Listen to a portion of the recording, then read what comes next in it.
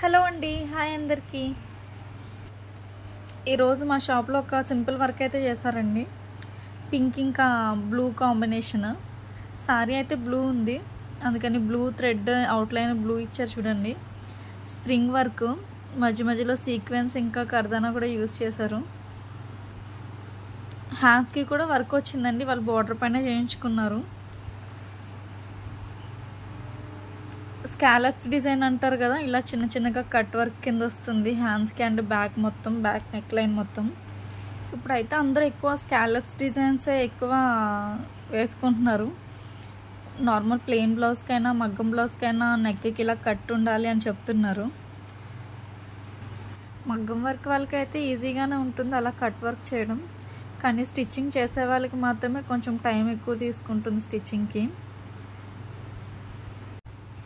ఈ వర్క్కి అయితే 2-3 ఛార్జ్ చేశారండి ఓన్లీ వర్క్కి. స్టిచ్చింగ్ కాస్ట్ వచ్చేసి సపరేట్. ఇప్పుడు మీకు బ్రైడల్ వర్క్ అయితే ఒకటి చూపిస్తాను, ఫుల్ ఆల్ ఓవర్ వర్క్. ఇది కూడా హ్యాండ్స్కి బ్యాక్ అంతా స్కాలప్స్ డిజైన్లా ఉంటుంది.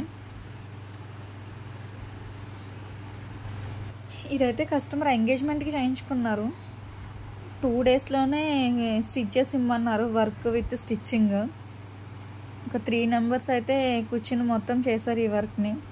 మొత్తం స్ప్రింగ్ కర్దానా సీక్వెన్స్తో ఉంటుంది వర్క్ అంతా. సిల్క్ థ్రెడ్ నాట్స్తో సీక్వెన్స్ వస్తుంది. Full all over work. ఈ వర్క్కి అయితే 7,000 ఛార్జ్ చేశారు ఓన్లీ వర్క్కి. ఫ్రంట్ అయితే సింపుల్ వర్క్ వచ్చిందండి, ఓన్లీ 1 సైడ్ వర్క్ కింద.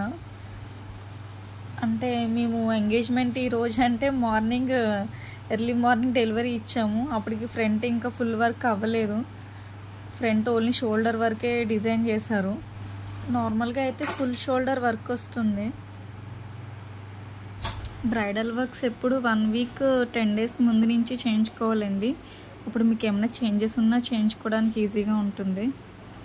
ఓకే ఫ్రెండ్స్, ఈ వీడియో కనుక మీకు నచ్చినట్టయితే ప్లీజ్ లైక్ చేయండి, షేర్ చేయండి, సబ్స్క్రైబ్ చేయడం అయితే మర్చిపోకండి.